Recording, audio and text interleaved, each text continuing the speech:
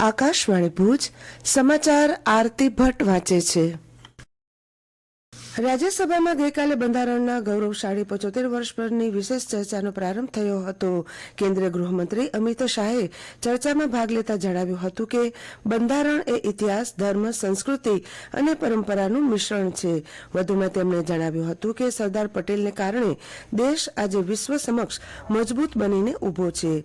ચર્ચાનો પ્રારંભ કરતા ગૃહના નેતા અને કેન્દ્રીય આરોગ્ય મંત્રી જગત પ્રકાશ નડ્ડાએ જણાવ્યું હતું કે ભારત સૌથી મોટી લોકશાહી હોવાની સાથે લોકશાહીની જનની છે।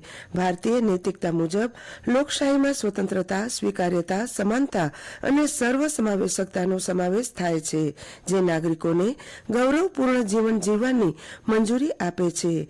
વધુમાં તેમણે કહ્યું કે રાષ્ટ્ર બંધારણ સભાના સભ્યોનું ઋણી છે, જેમણે ભારતીય બંધારણને આકાર આપ્યો।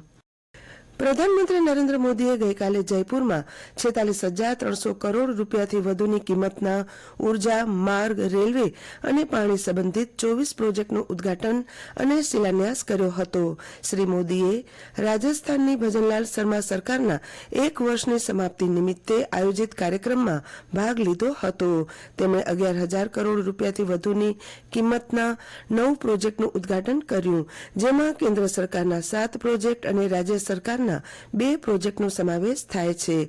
તેમણે 35,300 કરોડ રૂપિયાથી વધુની કિંમતના 15 પ્રોજેક્ટનો શિલાન્યાસ કર્યો। શ્રી મોદીએ જણાવ્યું કે જળ સંચય એ સમયની જરૂરિયાત છે અને દેશના દરેક નાગરિકે તેમાં યોગદાન આપવું જોઈએ। તેમણે કહ્યું કે ઘણા રાજ્યોમાં જનભાગીદારી સાથે મોટી સંખ્યામાં રેઇન વોટર હાર્વેસ્ટિંગ માળખા બનાવવામાં આવી રહ્યા છે।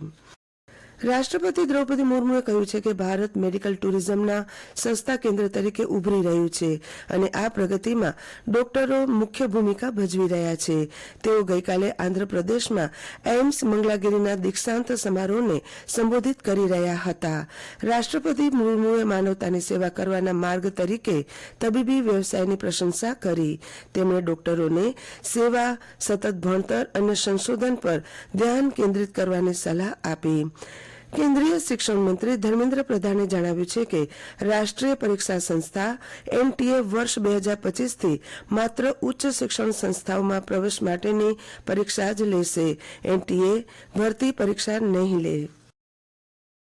અયોધ્યા રામ મંદિરના દર્શન કરવા ઈચ્છુક યાત્રાળુઓ આગામી 31 ડિસેમ્બર સુધીમાં યાત્રાધામ.ગુજરાત.gov.in વેબસાઇટ પર ઓનલાઈન નોંધણી કરાવી શકશે। ઉપરાંત 99,784,12284 નંબર પર ફોન કરી અરજી અંગે માહિતી મેળવી શકશે।